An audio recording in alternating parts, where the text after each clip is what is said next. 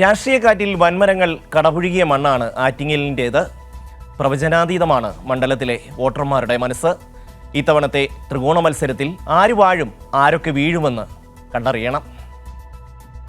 ആറ്റിങ്ങൽ ലോക്സഭാ മണ്ഡലത്തിന്റെ രാഷ്ട്രീയ മനസ്സ് അതിരുകളില്ലാത്തതാണ്. മണ്ഡലത്തിന്റെ പ്രവചനാതീത സ്വഭാവത്തിൽ വലിയ നേതാക്കളും അടവ് പിഴച്ച് വീണതാണ് ചരിത്രം.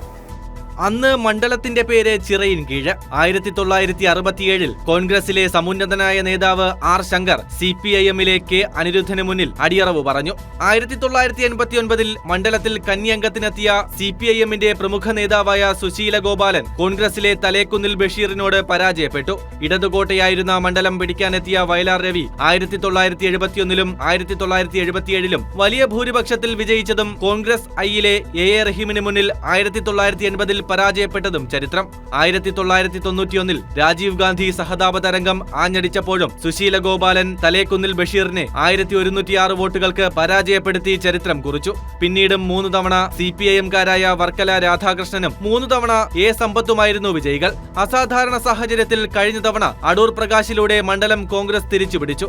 ഇത്തവണ V ജോയിയും അടൂർ പ്രകാശും V മുരളീധരനും മാറ്റുരയ്ക്കുന്ന ആറ്റിങ്ങൽ കേരളത്തിൽ വാശിയേറിയ ത്രികോണ മത്സരം നടക്കുന്ന മണ്ഡലമാവുകയാണ്. കൈരളി ന്യൂസ്, തിരുവനന്തപുരം.